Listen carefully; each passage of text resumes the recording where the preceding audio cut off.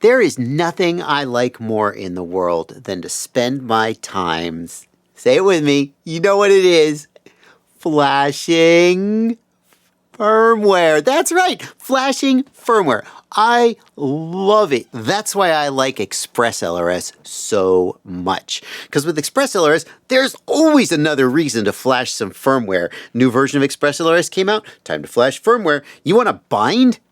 Time to flash firmware. And even better, it's really difficult to flash Express LRS when you are away from your computer. And all kidding aside, that is the problem that we're solving in this video, because a new Express LRS mobile app has come out, and it makes flashing Express LRS as seamless as anything I've seen, and I've seen it all. I'm Joshua Bardwell, and you're going to learn something today. The app we're working with today is called ELRS Mobile, and it is available for both Android and iOS. And basically what it does is it flashes and configures your Express LRS devices. Just like you would do with Express LRS Configurator on desktop, it just does it from the mobile app. Now, some of you are saying, isn't there already an ELRS web flasher app released by the Express LRS devs that pretty much does the same thing? And the answer is yes, but there's one key thing that the ELRS web flasher app doesn't do that this new app does that I think makes it superior. And what it does is, if we go into the ELRS mobile app, and then we go, I believe, to Firmware Manager, this app will download off the internet a copy of the firmware for whatever firmware version you want. So you can see here, I've got firmware 401 downloaded. It's ready for offline use. And let's say, oh, well, maybe I might have to flash back to ELRS 3.x for something. I'm going to go ahead and download ELRS 364. I just tap download and it downloads it. And now that is stored on your phone. And it's not even like you went into the ELRS Web Flasher app, because I can download a firmware easily. Here I am in the official app, and we'll just do receiver. I don't know, I'll just pick Radio Master 2.4 gigahertz, Radio Master RP1, next, bind phrase, whatever, and we'll do flashing method local download, and next, and download. And now I have downloaded that file to my phone. But there's a problem. The file that I downloaded is only for that one receiver, that one device, and it has my bind phrase and all of those options baked in. And so if I found myself wanting to flash something different, if I found myself wanting to flash a different bind phrase or change any of those options, I would have to go back to the web configurator and download it again. And then I have to manage all of those files. I've got firmware.bin, firmware.bin, firmware.bin. What receiver is it for? What device is it for? And if I wanted to have a complete library of every possible hardware, it would be impossible. Not literally impossible, but so tedious that it would basically be pointless. So what this new app does is it lets you download that firmware, and then it just flashes and compiles it and does whatever it's going to do completely offline. That's pretty freaking slick, isn't it? In order to use this app, I have to get the receiver into Wi-Fi mode. And the simplest way to get it into Wi-Fi mode is to simply wait a minute. 60 seconds is the default timeout. And if the controller is not powered up and bound, after 60 seconds, the receiver will go into Wi-Fi mode, and that will be indicated by this fast flashing LED. By the way, this is a PWM receiver, so it doesn't look like the receiver that's probably on most of the drones that you have, but the functioning is the same. Express LRS is Express LRS. So now that the receiver is in Wi-Fi mode, I'm going to go on my phone and I'm going to look for the Express LRS RX Wi-Fi network. There it is, Express LRS RX. I'm going to connect to that. The default password is Express LRS, all lowercase. And once I am connected, boom, immediately it has automatically picked it up. It has automatically picked it up, and it's already showing the target name and the firmware version that's on it is 400. Before we flash, let's go into the settings screen, and you can see here all of the settings that will be applied to that firmware when we flash it. These are the same settings that you would find in ExpressLRS Configurator, and I think the most important one is going to be the binding phrase, because by putting that bind phrase in the firmware, then the receiver will be pre-bound to your controller without ever having to go through any button pressing or any nonsense like that. Once those options are set, we can simply hit flash device. And this is a little bit weird to me because it knows the target. So I don't know why it doesn't auto select the target here. I really would think it would do that, and I kind of wonder if I'm missing something. Like there's some way to make it do that I've missed. But it's 2.4 gigahertz, and it is the ER3C. Oh, it has, look at that.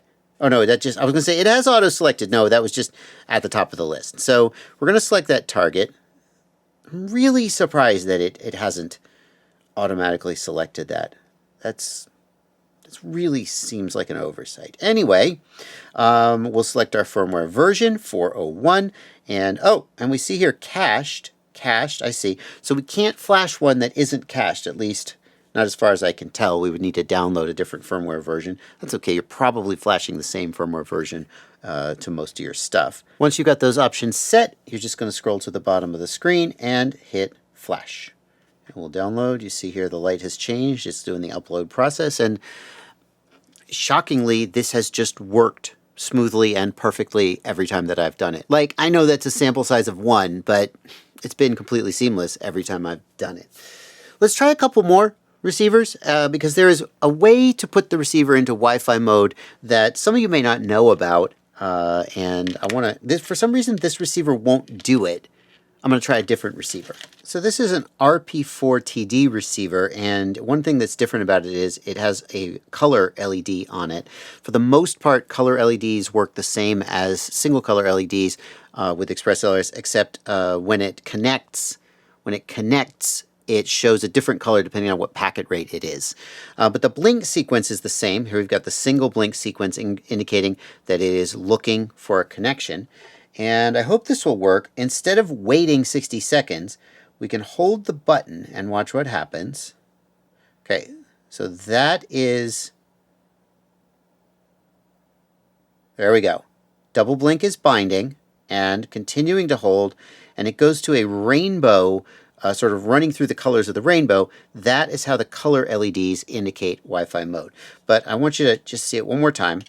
If I hold down the button, first it goes into binding mode, which is indicated by a double blink, and then if I keep holding it, it goes into Wi-Fi mode. And then I believe if I keep holding it for like 15 full seconds, it resets the whole receiver, like literally resets it.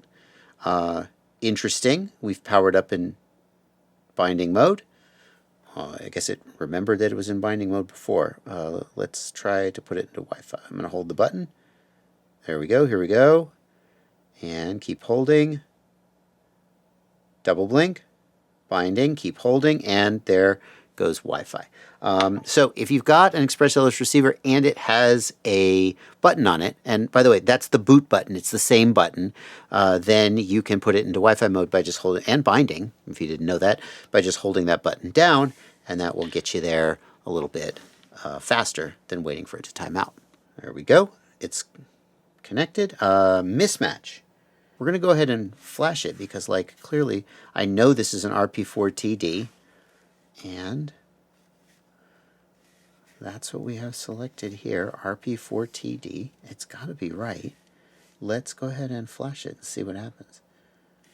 Firmware target you select as a microcontroller. Well, when in doubt, go look at the help section, and sure enough, right here in the help section for the app, it says currently the app doesn't support flashing a different target than the one currently running on the device. I don't know why that would be. It's not hard. Just flash it.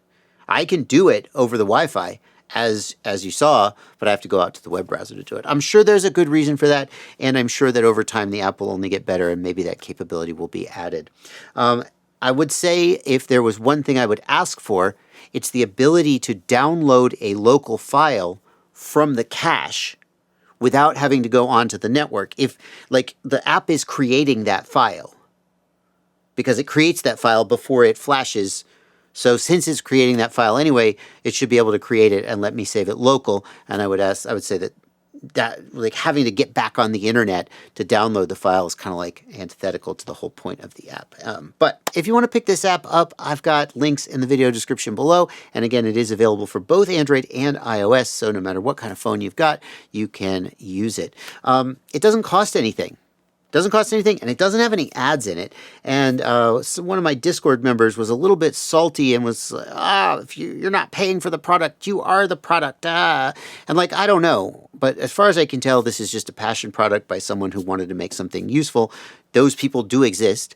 If it becomes wildly popular, then maybe you'll put ads on it or put a subscription fee, in which case I frankly wouldn't even care because it's frankly pretty useful. And if I had to watch a couple ads, or if I had to, like down at the bottom of the screen somewhere, or if I had to pay a couple bucks to get rid of the ads, I would consider it money well spent and not begrudge them that. But for the time being, it's completely free and ad-free, so you go ahead and get it, and you can use it if you find it useful. There's a whole lot more you can do with Express LRS, though. Like, there's like 4 other ways to flash, and I've got videos about all of them, and they are in my Express LRS playlist. I'm going to put a card on screen and a link in the video description below to that playlist where you can learn everything from basic Express LRS, how to recover a bricked Express LRS receiver, and all the way up to the new Express LRS 4.0, what's new in 4.0, what are your motivations for flashing to 4.0, and even some deep dives into some of the cool things the devs added in Express LRS 4.0.